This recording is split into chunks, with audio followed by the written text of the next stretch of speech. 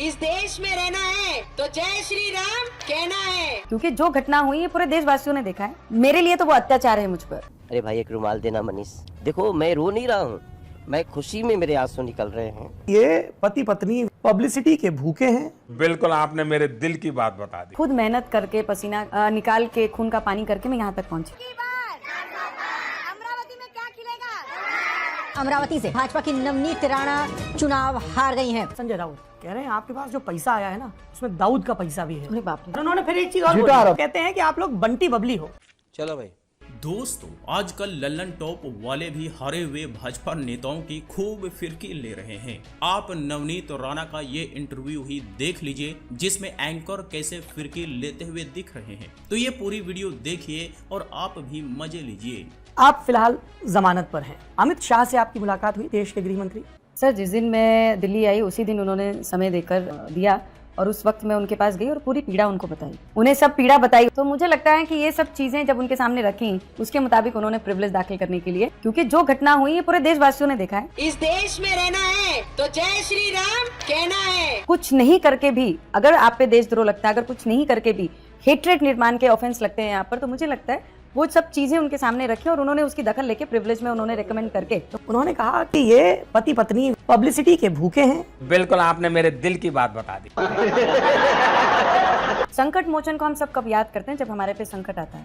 तो मुझे लगता है हमने सिर्फ यही आग्रह किया था, लोड शेडिंग है, बेरोजगारी है, लोगों को काम नहीं मिलते हैं, जॉबलेस हो गए हैं, किसान रोज मर रहे हैं, एसटी वर्कर मर रहे हैं। तो ये सबको देखते हुए संकट मोचन को आपने याद करना चाहिए और संकट जल्द से जल्द मेरे महाराष्ट्र से ये दूर होना चाहिए। अगर आप नहीं पढ़ेंगे तो हम आपके के बाहर आके पढ़ेंगे और संकट दूर हो। जनता को आप मूर्ख समझना बंद कर दीजिए। हाँ जी, तो लल्लन टॉप वाले ने शुरुआत की नवनीत राणा के बेल से। तो ये सुनकर नवनीत राणा के मुंह पर 12 बज गए और कहने लगे कि जो घटना हुई है उसे पूरे देश ने देखा है। बिल्कुल सही, इसका नफरत वाला बयान और वीडियो पूरे देश ने देखा है कि कैसे ये लोगों के बीच नफरत परोस रही है। इसी वजह से तो अमरावती की जनता ने इसे खदेड़ दिया और ये कह रही है कि कुछ नहीं करके भी मुझ पर देशद्रोही लगता है। तो भाई ये तो फूलन देवी की तरह बात कर रही हैं, पर इसके कई सारे सबूत इसके खिलाफ हैं, जिस पर आज भी केस किया जाए तो 4-5 बार इस पर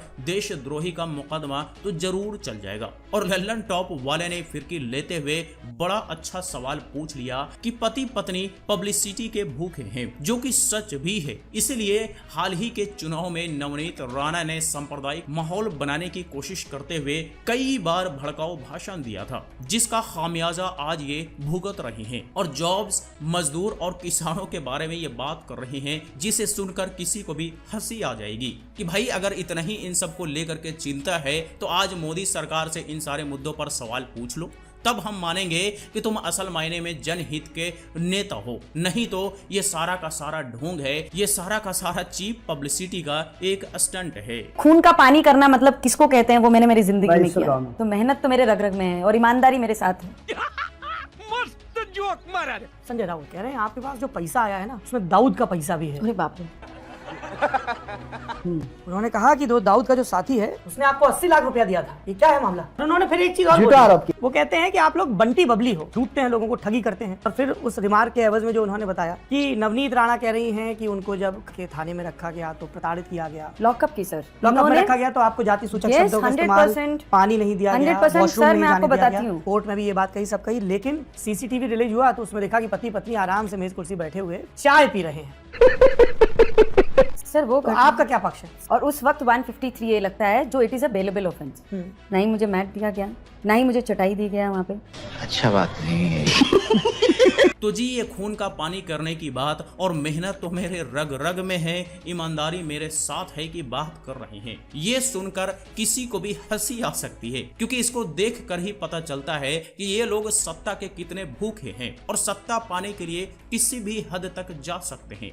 और लल्लन टॉप वाले ने भी इसके पैसे का लिंक दाऊद से जब जोड़ दिया तो बोलती बंद हो गई और इसे झूठा आरोप बता दिया। लेकिन अगर विपक्ष का कोई नेता इसके सामने होता तो यही लोग उन्हें देशद्रोही साबित कर देते। ऐसा डबल स्टैंडर्ड है इन लोगों का। खैर, फिर इसके ठगी पर सवाल पूछते हुए इसे बंटी और बबली बता देते हैं लल्लन टॉप वाले, तो इस पर भी ये मौन हो गए। आगे जेल में हुए नवनीत राणा के साथ कथित अत्याचार की भी लल्लन टॉप वालों ने पोल पट्टी खोलकर रख दी। कहिए तो लाइव इंटरव्यू में इनकी फजीहत करके रख दी। इसे कहते हैं दिन के उजाले में झूठ को बेनकाब करना। इन्हीं सब वजहों से ये बुरी तरह हार गई और आगे भी हारती रहेंगी। अमरावती में क्या खिलेगा?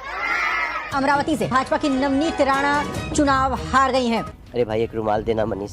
देखो मैं रो नहीं रहा हूँ, मैं खुशी में मेरे आंसू निकल रहे हैं। मजा आया और मैं ये जो मजा है हिंदुस्तान के हर व्यक्ति को देना चाहता हूँ।